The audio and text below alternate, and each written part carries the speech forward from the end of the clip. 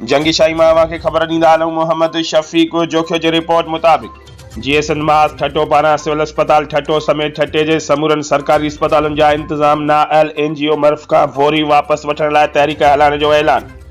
उन सिलसिले में अवामी प्रेस क्लब ठट्टो में जीएसएन महाज़ ज़िला ठट्टे जे सदर अमजद शोरो, जीएसएन महाज़ ठट्टो जो अॻुवाण राशिद ख़ासकेली, समाजी अॻुवाण हयात शोरो लाड, अवामी फोरम ठट्टो जे नौजवान अॻुवाण अज़हर हालू ऐं साजिद रिंदो ऐं ॿियनि प्रेस कॉन्फ्रेंस कंदे चयो त सिविल अस्पताल ठट्टो ग़रीब माण्हुनि लाइ हिकु कोसु घर बणियल आहे जिते रोज़ माण्हुनि खे तुर्त तिबी इमदाद न मिलण करे मरण जो सिलसिलो जारी आहे। गुज़िरियल ॾींहुं गजू वासण मुस्मात नूरा ख़ासकेली डॉक्टरनि जी अदम ध्यानी ऐं गफ़लत सबबि फोत थियण वारो मामिलो पेश आयो। उन खां पहिरीं साॻी सिविल अस्पताल ठट्टो में 3 गुलरनि जहिड़ा मासूम ॿार तड़पी फोत थी विया, पर आला अख़्तियारनि को बि इंसाफ़ न कयो। अहिड़ी रीति माण्हू मरण रोज़ जो मामूल बणियल आहे, जॾहिं त सिविल अस्पताल ठट्टो समेत ज़िले जा समूरा बुनियादी सिहत मर्कज़ ऐं रूरल सेंटर तबाहशुदा आहिनि।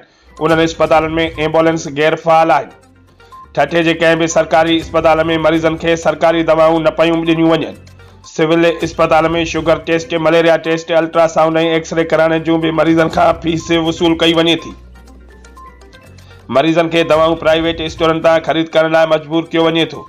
हुननि निगरानी सूबाई हुकूमत सिंध जे आला अख़्तियारनि खे चिता ॾींदे मुतालबो कंदे चयो त मिर्फ़ खां ठट्टे जी फौरी तौर अस्पतालूं ख़ाली कराए सरकारी बुनियादनि ते बहितर इंतज़ाम हेठि हलायूं वञनि।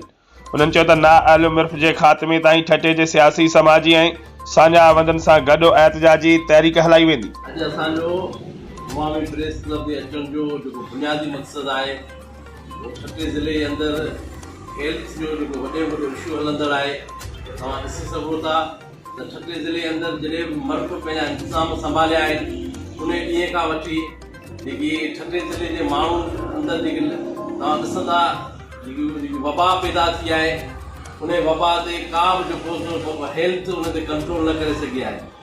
करोड़नि रुपयनि जी बजट मर्फ़ खे ॾिनी वञे थी, पर मर्फ़ पंहिंजे अयाशियुनि में जेको मर्फ़